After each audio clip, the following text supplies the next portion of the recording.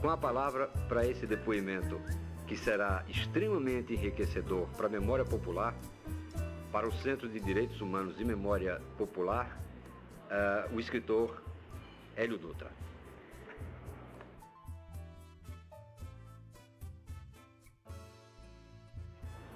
Eu queria que minhas primeiras palavras fossem um grande reconhecimento e agradecimento à instituição Memória Popular, Direitos Humanos e aos companheiros que estão levando adiante esse grande empreendimento em favor de um dos temas mais importantes da nossa história, sempre e de agora, que é a memória popular e os direitos humanos. Agradeço muito esta oportunidade de estar com os amigos e espero poder ser de alguma utilidade tratando de assuntos que nos dizem tão de perto a Revolução Cubana e a todos os que abraçamos essa causa, que já não é somente antilhana, que já alcança a América do Sul, Terceiro Mundo e todos os que na humanidade se preocupam por estes temas. A minha viagem é resultado de um convite de queridos amigos de Paraíba, de Pernambuco e dos amigos de Natal, que, conhecendo nossa presença, nos deram essa ocasião de poder comunicar-nos com os amigos e com os nossos irmãos brasileiros, com o que pode ser, talvez, um achego a seu interesse pelas coisas do mundo e de Cuba, principalmente. Eu venho e trouxe meu livro que está escrito sobre a Revolução Cubana, que se chama Querida Ilha, publicado em São Paulo pela editora Mandacaru, e que é uma tentativa de fixar as vivências que tenho desses anos de Cuba. Levo 45 anos no país, dos quais 32 de revolução. Não é uma história da revolução, não é tampouco uma autobiografia, é um livro que não tem maiores pretensões que de trazer para meus irmãos brasileiros as vivências de um patrício que teve o grande privilégio de estar em Cuba na vitória da Revolução e de ser aceito, admitido e de ter podido participar como um brasileiro a mais e um cubano a mais nesse extraordinário processo dos nossos últimos tempos. Escrevi esse livro, foi lançado em São Paulo, teve bastante acolhida e nele eu trato alguns assuntos que são fundamentais, tais como eu os vivi e interpretei, como são a reforma agrária, um dos grandes acontecimentos da Revolução e que caracteriza praticamente os êxitos desse país. Trato também de outras reformas muito importantes, como a reforma da educação, a reforma da saúde pública, a reforma da urbana, reforma de todos os setores da economia, com a recuperação das riquezas do povo, do país e com outros acontecimentos muito importantes dentro da Revolução que foram conformando um quadro que não tem nenhuma comparação possível por agora em nosso continente.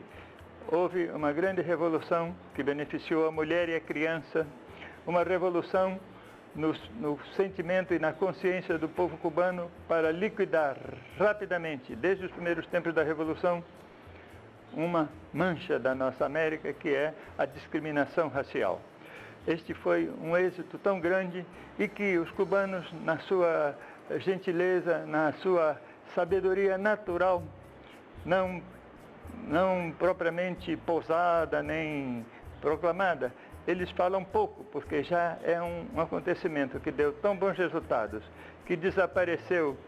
o fenômeno e desapareceu até as razões que deram razão a fazer essa campanha tão bem sucedida, que não tem exemplo na história moderna, nem na história da humanidade. Trato de problemas de alguns aspectos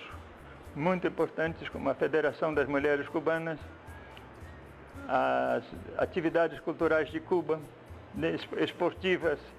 as atividades de relacionamento com outros países do mundo, principalmente do nosso continente, da América, das Antilhas, como seja a projeção de Cuba para a América, como uma grande vocação que aprendeu de sua máxima figura, do grande mentor, que é não só de Cuba, mas também da América, que é José Martí. Estes são alguns dos temas. Me refiro também a problemas relacionados com a Revolução, problemas econômicos, problemas da defesa da Revolução, que tem sido uma das constantes principais da vida do país, marcando profundamente esta característica da Revolução. Dizia Lenin que revolução que não se defende é revolução que não sobrevive. E a Revolução Cubana sobrevive na base de uma firme defesa em profundidade, em extensão,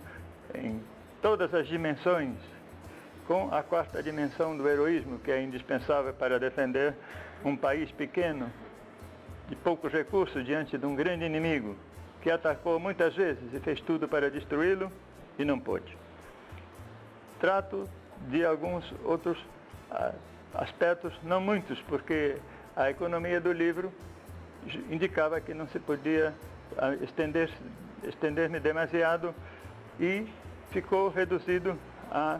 umas 200 páginas de texto, 100 páginas de fotografias, que, a meu juízo, falam muito mais do que o texto e que, dentro da limitada possibilidade do livro no Brasil, teve uma boa acolhida e continua tendo, e ao trazê-lo aos estados do Nordeste,